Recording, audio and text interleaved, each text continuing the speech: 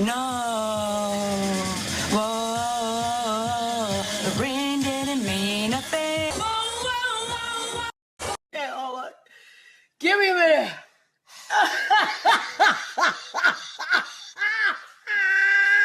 What's up, my Fina loves? It's Miss Fina D coming to you all from Fina Entertainment News. I just know Croy is sitting somewhere having a mental breakdown right now, wondering how he ended up with 20 kids, making wigs for a crazy lady.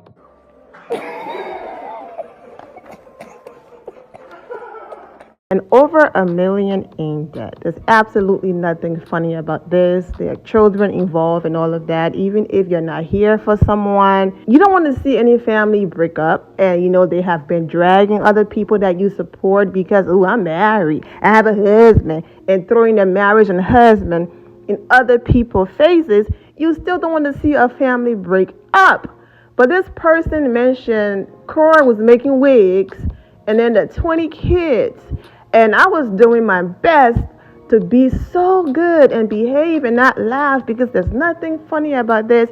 And then the next comment, yes, Cora making a wig. And I just lost it. This clip described my reaction perfectly. Went from serious to, you know what, I can't with y'all. Let me just get up and walk away. Honestly.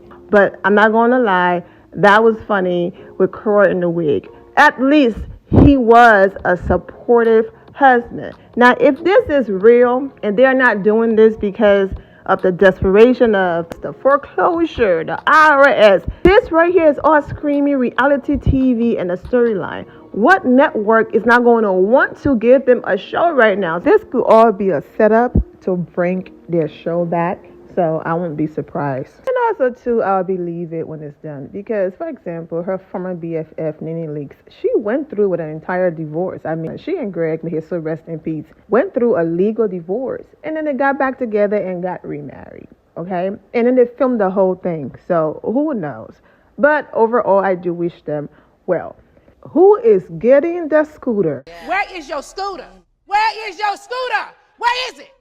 Where is your scooter? You know what? Kim really played Carl for a sucker. Ruined his career, made him adopt and have her, not the kid's number again, drained him out of his money, lost the house and is in debt, and now she's divorcing him. Exactly. And then this person added and made him stay away from his family. Maybe it's the tax thing. They owe $1 million. I knew this was going to happen. Kim was spending Carl's money as he made it. He always looked unhappy. His family warned him and he cut them off. Now he has no wife, and what family will he go back to after he allowed a woman to cut his family out of his life? Never cut ties with your family who's been there since day one. She racked up them kids, bled him dry till there was no more.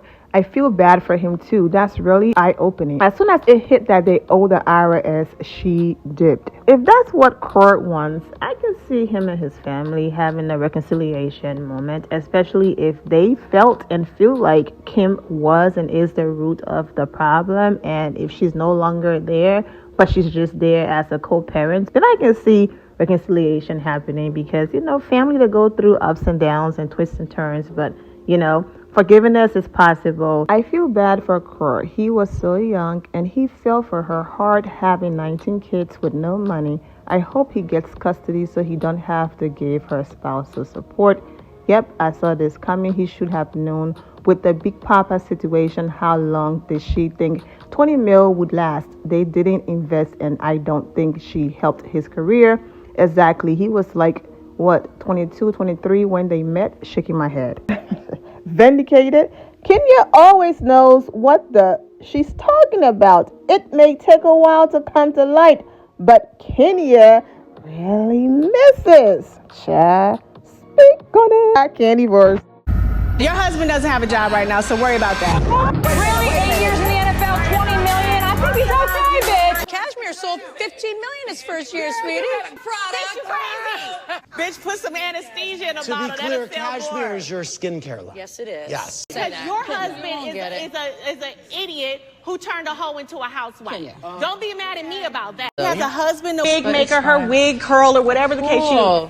He even does her makeup. It's like ridiculous. Like, So here comes Messy Andy adding his 2 cents, Chad. Does Croy do your makeup? All jokes aside, I will never downplay a man that stepped up like that, adopted her 2 kids, and then, of course, they had more kids together, making my wigs, driving me around, having my back, a great provider, tolerating all of her mess, okay, investing his money in her different businesses, and now we're here.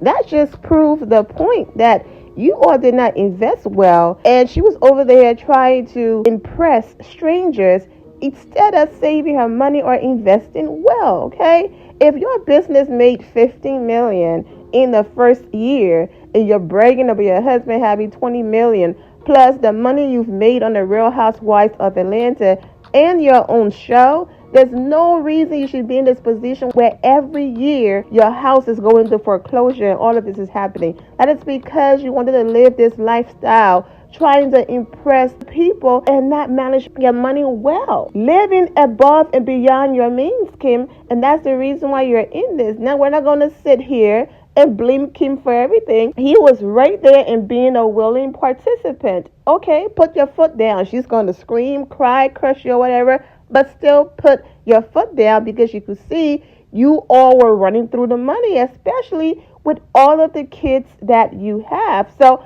I'm not going to sit here and put all of the blame on Kim as well, because Corey is a grown man and he was a willing participant. Because you still have the innocent, Corey comments and tweets like, Corey cut off his family, gave up his youth to play stepdaddy and have 11 kids with a gold-digging cougar just to end up broke and divorced. I can already see it. Kim called a family meeting and she was like, look, you all are about to hear some things in the media with mommy and daddy. Don't believe it.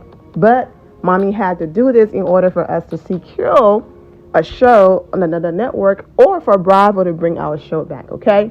Mom and dad been together and married for 11 years. We love each other. We are not going anywhere.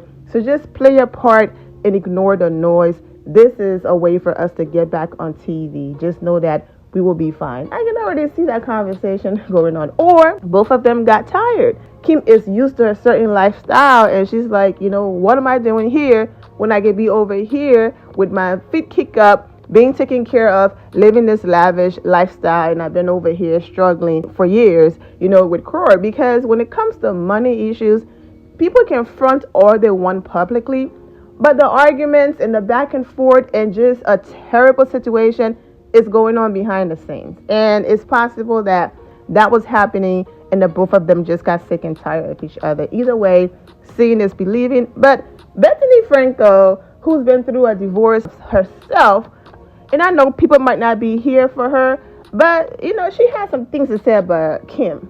And she's saying exactly what I've been saying for years about these girls that want to keep up with the Joneses and live beyond their means. And I always use Kenya and Candy as examples of the women who are managing their money well and are not living beyond their means, even though they got it. The other people walk in the room with labels on and all of this looking tacky, and our girl can walk in the room and you won't even tell what designer she's wearing, and she's still shutting ish down. Bought her home cash. Renovated it, okay? Didn't have to go above and beyond her means, buying this huge mansion to impress anybody. Bought the house that she could afford in an amazing neighborhood, renovated it, and now she have one of the best homes.